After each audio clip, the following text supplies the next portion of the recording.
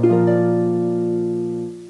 Students, स्वागत है आप सभी का भगवान Mahavir English academy online study classes में, जिसमें मैं पंकज कुमार स्वामी आप सभी बच्चों को इंग्लिश सब्जेक्ट पढ़ा रहा हूँ क्लास 3 to 10 तक। तो ना नेक्स्ट टेंस देखते हैं, फ्यूचर कॉन्टिन्यूअस टेंस। दो चीजें हैं, पहला है फ्यूचर यानी भविष्य,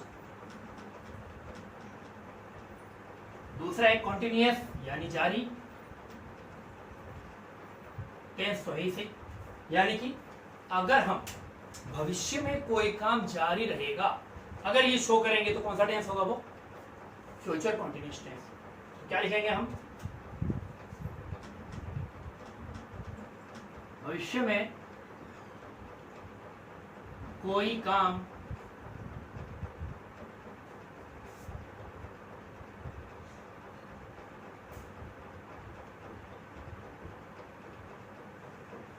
रहने का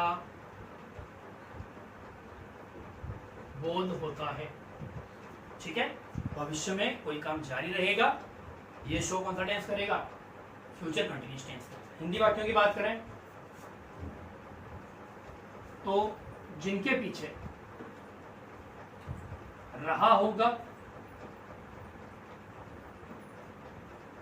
रही होगी,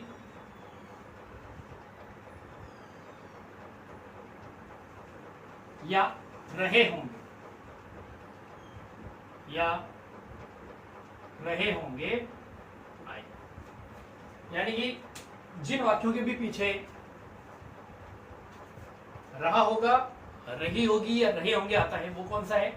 फ्यूचर कॉन्टिन्यूअस टेंस। एग्जांपल देखो, जैसे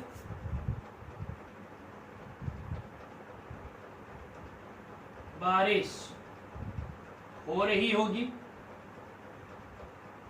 वह गाना गा रहा होगा,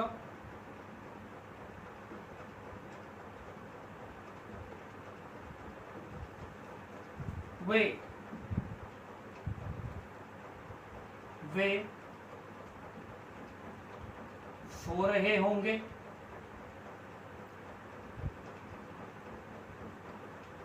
तो इन तीनों वाक्यों को अगर हम देखेंगे तो ये पता चलेगा कि सर यहाँ पर भविष्य के अंदर कोई काम जारी रहेगा, ये सूचना ये तीनों के तीनों ये तीनों सेंटेंस वो दे रहे हैं। एक में बता रहा है कि कल बारिश हो रही होगी, कोई कह रहा है कि वह गाना गा रहा होगा, एक ने कहा कि वे सो रहे होंगे। यानी कि हम बात कर रहे हैं कि भविष्य में एक पर्टिकुलर समय में, कल अगर हम बात करें, यानी ये हमेशा, क्योंकि फ्यूचर है यानी भविष्य की बात करेंगे, अभी की तो नहीं कर रहे हम। यानी कि कल अगर मैं बात करूं इस समय, जैसे जो है अभी जैसे 10:30-11 बज रहे है ना, तो अगर मैं कहूं कि भाई 10:30-11 बजे कल आप क्या कर रहे होगे, तो मैं क्या बोलूंगा या आप क्या बोलोगे? हम तो सर सो रहे होंगे। बात आ रही समझ में? इसका मतलब भविष्य में पर्टिकुलर समय के अंदर आप क्या कर रहे होंगे, ये शो करने के लिए आप कौन से टेंस का यूज करेंगे? फ्यूचर कॉन्टिन्यूअस टेंस का यूज करेंगे। आगे बात समझ में? चलिए अब बात करते हैं इसके स्ट्रक्चर की।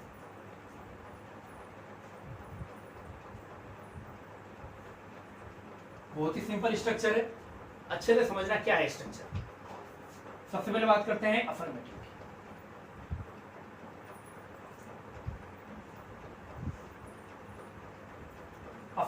अफर्मेटिव बेटा सकारात्मक होता है। सकारात्मक आपको मैंने बता रखा है, subject plus helping verb plus verb plus object. ठीक है, तो सबसे पहले क्या आएगा? सब्जेक्ट, एज यूजुअल सब्जेक्ट आता है। फिर क्या आएगा? Helping verb. हेल्पिंग वर्ब मैंने आपको कल बताई थी क्या होती है फ्यूचर में, विल या शेल। आपको सर विल किसके साथ, शेल किसके साथ? बेटा सभी के साथ में विल लगा देना, लेकिन शेल अगर लगाना तो केवल आई और बी के साथ ही रखना। ठीक है, उसके बाद में एक जो मेन बात याद रखना है कि वो है बी। क्या है? बी। B E be. क्या है? B E be. शेल और विल के बाद में क्या लगा देना है? बी। देखो अगर शेल और विल ही आता तो फ्यूचर सिंपल हो जाता। हमें क्या करना है? फ्यूचर कॉन्टिन्यूअस बनाना है ना, तो शेल और विल के बाद में क्या लगाएंगे? B E be plus verb में आईएनजी लगाना पड़ेगा। क्यों लगाना पड़ेगा? क्योंकि कॉन्टिन्यूअस है, जारी होना, और जारी रहने के लिए हमेशा आईएनजी फॉर्म लगाते हैं। लगा दिया मैंने, प्लस ऑब्जेक्ट और एक्स्ट्रा पार्ट। आई बात समझ में? कोई दिक्कत? चलो जैसे इसको करके देखते हैं। बारिश हो रही होगी, क्या लिखेंगे? इट विल या शेल? विल आएगा बेटा, क्या आएगा? Will be raining.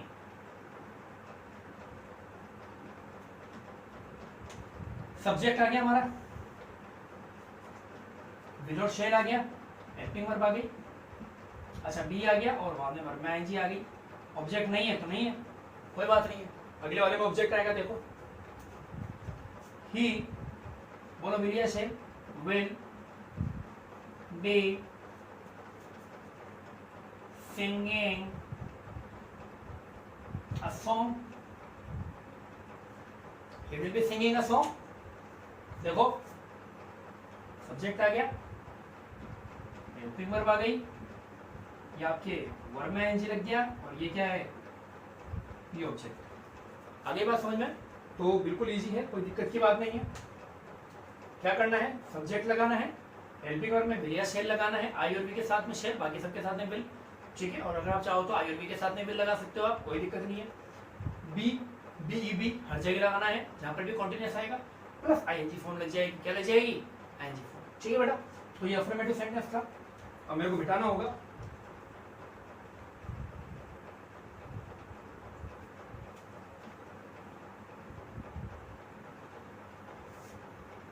आपने लिख लिया होगा, इसलिए मिटा रहा हूं बेटा, वरना नहीं मिटाता।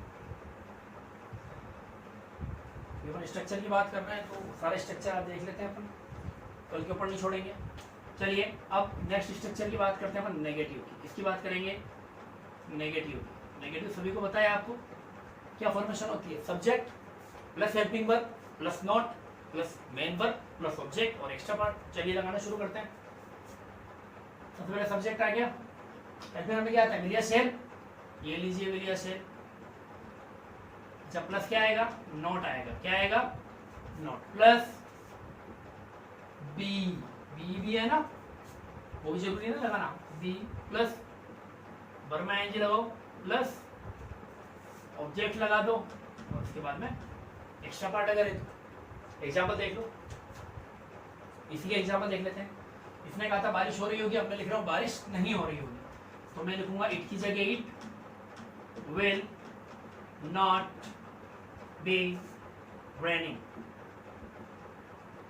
It will not be raining.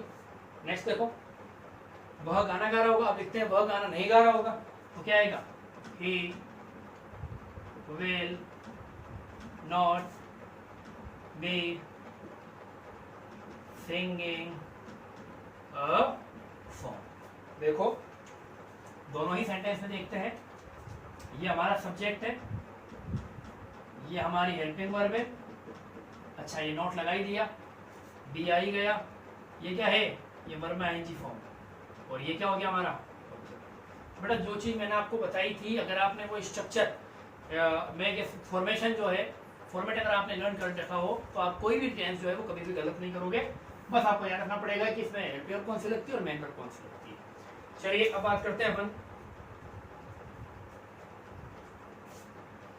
Interrogative. इसकी बात करेंगे बेटा, इंटेरोगेटिव।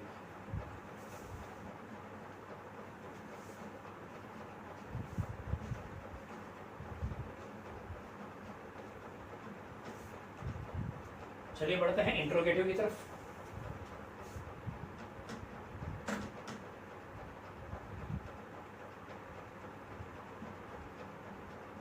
यानी इंट्रोगेटिव कैसे बनाते हैं? सबसे पहले हेल्पिंग वर्ब, फिर सब्जेक्ट, फिर बाद में मेन वर्ब, बाद में ऑब्जेक्ट और एक्स्ट्रा पार्ट। चलिए तो सबसे पहले हेल्पिंग वर्ब कौन सी आती है बेटा? विल या शेल लगा दीजिए। उसके बाद में क्या आएगा? एज यूजुअल सब्जेक्ट आएगा सर। उसके बाद में मेन वर्ब आता है, लेकिन आपको पता है यहाँ पर बी लगाना जरूरी है, तो पहले बी लगाएंगे अपन, फिर बाद में लिखेंगे मेन वर्ब, यानी वर्ब में आईएनजी लगाना है, ऑब्जेक्ट आ जाएगा, एक्स्ट्रा पार्ट आएगा और लास्ट में क्या लगा देना है? क्वेश्चन मार्क लगा देना। क्या लगा देना बेटा? क्वेश्चन मार्क लगा देना। एग्जाम्पल देखो, जैसे इसी को लिखते हैं, क्या बारिश नहीं हो रही होगी, तो क्या आएगा? Will it not be raining. कोई दिक्कत? Question mark. अगला देखो, he will not be singing a song. इसको अपन करते हैं क्या वह गाना गा रहा होगा, लिखेंगे विल ही नॉट, सॉरी बेटा नॉट नहीं आएगा ना, अपन ये इंट्रोगेटिव ही कर रहे हैं, नॉट नहीं आएगा, विल इट बी रेनिंग और will he B singing a song. Last में क्या लगाना है, क्वेश्चन मार्क, ये मत भूलना, ठीक है। तो विल इट बी रेनिंग या फिर will he B singing a song. एक और बताना चाहूंगा बेटा मैं आपको, आई बात, तो आप समझ जाएं, जैसे अगर मैं लिख रहा हूँ क्या मैं घूम रहा होऊंगा, यानी कि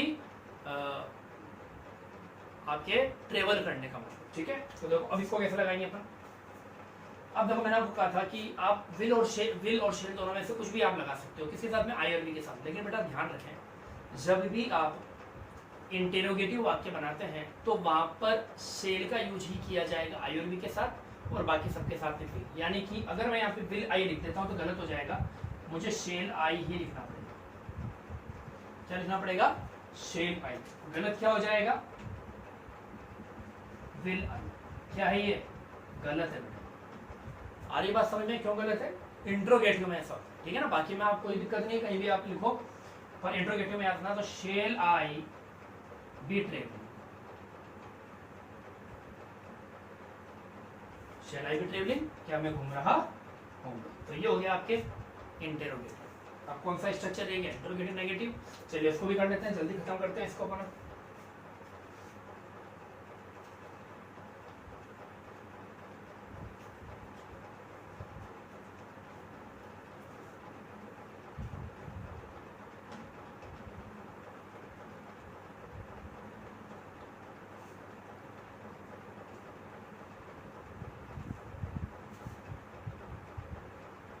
देखो इंटेरोगेटिव नेगेटिव,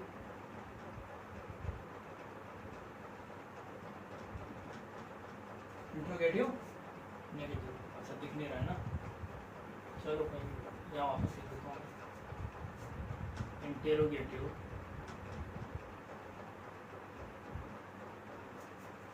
नेगेटिव। अब तो दिख रहा है, क्लियर दिख रहा है ना आपको, इंट्रोगेटिव नेगेटिव लिखा मैंने, ठीक है ना। अब देखो यहाँ पे वापस से फॉर्मेशन अगर आपको ध्यान रखो क्या होगी, helping verb plus subject plus not plus main verb plus subject और एक्स्ट्रा वर्ब और लास्ट में क्वेश्चन मार्क। सबसे पहले क्या आएगी, हेल्पिंग वर्ब। हेल्पिंग वर्ब क्या आती है, विल या शेल, अभी बताया था मैंने आपको, या तो विल आएगा या फिर शेल आएगा, plus subject as usual, plus not, plus क्या आएगा, नॉट, प्लस भी लगाना जरूरी है, वर्ब में आईएनजी लगाओ, ऑब्जेक्ट लगाओ, लास्ट में क्या लगा दो, क्वेश्चन मार्क लगा दो। जल्दी से बेटा इसको खत्म करते हैं, देखो छोटा सा ही है, ज़्यादा बड़ा भी नहीं है। इसको बनाते हैं तो लिखेंगे will it not be raining, will it not be raining. अगला देखो, will he not be singing a song, ठीक है। और एक और देख लो बेटा, याद रखना ये भी इंट्रोगेटिव है, आप लोग इंट्रोगेटिव नेगेटिव है, तो बेटा इंट्रोगेटिव तो है, हाँ इंट्रोगेटिव होने के कारण अपन यहाँ पे शेल ही लगाएंगे, shall I not be travelling, ठीक है। लास्ट में क्वेश्चन मार्क। तो ये आपके कंप्लीट होता है स्ट्रक्चर, ठीक है बेटा। अब जल्दी से इसको कंप्लीट कर लेते हैं अपन टेंस को, बहुत इजी है, देखो कुछ भी नहीं है। आप बोलोगे सर ये तो स्ट्रक्चर है लेकिन हमें पेपर में कैसे पता चलेगा, पूरा पेपर में एडवर्ब याद रखनी है आपको। क्या याद रखनी है, एडवर्ब, बस ये लास्ट है इसका। एडवर्ब क्या होगी, याद रखेंगे आपको, सबसे पहले तो एक तो फ्यूचर टाइम दिया होगा। फ्यूचर टाइम कुछ भी हो सकता है, टुमारो हो सकता है, नेक्स्ट डे हो सकता है, नेक्स्ट ईयर हो सकता है, लेकिन साथ साथ में क्या होगा, एट दिस टाइम या फिर एट दिस मोमेंट, या फिर क्या हो सकता है, 8 दिस मोमेंट। अभी बताता हूँ बेटा मैं आपको, आप टेंशन मत लो, सारी चीज बताऊंगा मैं आपको। फ्यूचर टाइम और एट दिस मोमेंट, जैसे देखो यहाँ लिखा हुआ है he dash you tomorrow at this time, tomorrow at this time, और आपको कहता है कि इसमें आपको वर्ब भरनी है। चलो वर्ब यहाँ भर देते हैं अपन, टीच। कौन सी वर्ब भरनी है? टीच। थोड़ा देखो क्या लिखा हुआ है, टुमारो फ्यूचर टाइम आ गया, एट दिस टाइम इसका लगे क्या है? Future continuous. क्या है बेटा ये? Future continuous. अगर केवल ये होता टुमारो तब तो होता फ्यूचर सिंपल, पीछे अगर एट दिस टाइम आ गया इसका मतलब ये क्या हो चुका? Future continuous time. तो देखो ये के साथ में क्या आता है? Will be teaching you. आगे बात समझ में? एक और देखो, we dash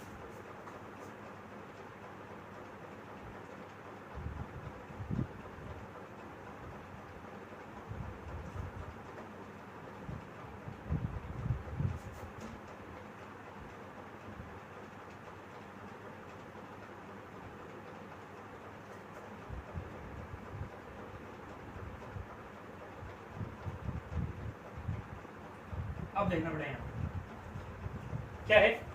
we days this lesson again next Sunday at this time. देखो बेटा, next Sunday future, at this time continuous. क्या बन गया अब ये? Future continuous. अब देखो वी के साथ में अपन क्या लगा सकते हैं बेटा? विल भी लगा सकते हो, शेल भी लगा सकते हो। ठीक है, तो मैं दोनों ही लगा रहा हूँ। ये मैंने विल भी लिख दिया और ये मैंने शेल भी लिख दिया। आपकी जो इच्छा हो कर लेना। क्यों कर लेना? क्योंकि ये क्या है? अफर्मेटिव है, ये इंटेरोगेटिव नहीं है, इसलिए विल और शेल दोनों लगा रहा हूँ। लेकिन अगर इंटेरोगेटिव होता तो केवल शेल लगता। तो he will be we will be reading this lesson again next Sunday at this time. ठीक है बेटा, तो ये इसकी एडवर्ब है। फ्यूचर टाइम के साथ में जब eight this time at this moment आता है तो आपको याद रखना है वहां पर क्या होगा? फ्यूचर कॉन्टिन्यूस टेंस होगा, जो कि बढ़ने का तरीका मैं आपको बता चुका हूँ। ठीक है, तो कल मिलते हैं नेक्स्ट वीडियो में नेक्स्ट टेंस के साथ में, फ्यूचर परफेक्ट टेंस के साथ में। ठीक है, घर पे रहिए, स्वस्थ रहिए, अपना और अपने परिवार वालों का ध्यान रखिए, और मेरी जो वीडियो वो डेली देखते रहिए। लाइक जरूर कीजिए, सब्सक्राइब नहीं किया तो बेटा चैनल सब्सक्राइब करो। आप इतने बड़े बच्चे हो, अगर आप सब्सक्राइब नहीं करोगे तो फिर कौन करेगा? है ना, समझदार बनिए आप भी। आपको पता है अभी जो यूट्यूब है वो क्या कर रहा है? ऑनलाइन जो है पढ़ा रहा है। तो बेटा हम जब भी पढ़ाएंगे ना, जब हमारे को अगर थोड़ा सा लगेगा कि मोटिवेट होंगे कि बच्चे लाइक कर रहे हैं, बच्चे जो है हमारे को देखना पसंद कर रहे हैं, तभी हम भी आगे जो है और भी मेहनत करेंगे और भी आपके लिए इंटरेस्टिंग जो है चीज़ें लेकर आएंगे। ठीक है, तो कल मिलते हैं नेक्स्ट वीडियो में। तब तक टेक केयर, बाय बाय।